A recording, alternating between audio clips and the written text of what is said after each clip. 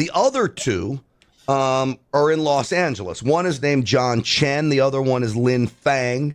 They're in Los Angeles, California. They're known to be PRC agents, according to the DOJ, living on American soil. And again, this plot to target the Falun Gong, and these two are accused of recruiting an IRS agent to go after a Falun Gong nonprofit. And, I guess in the end caused them all kinds of headaches. The only problem is the IRS agent they allegedly tried to bribe happened to be an undercover IRS agent that was basically setting them up for what it was. Any of this surprise you? Well, I think, if we look carefully with these two cases, there are some subtle differences that I think it's worth to looking over or sharing with our audience.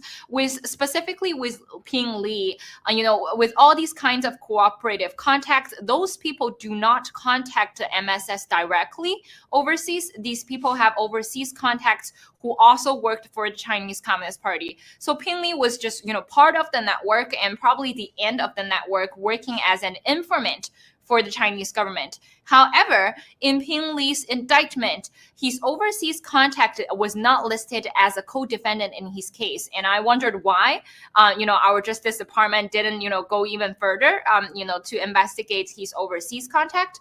And specifically with the two individuals that you just mentioned, Grant, John Chen and then Lin Fan, the two Los Angeles residents, but, was also, Chinese citizens who worked for Chinese government directly.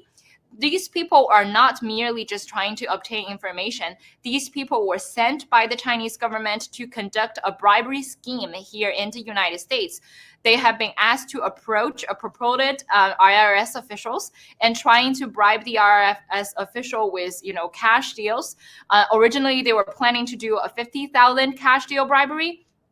And the purpose of this scheme and the bribery was to actually make false complaints and take advantage of the IRS whistleblower program so that they can remove the tax exempt status of an entity related to Falun Gong.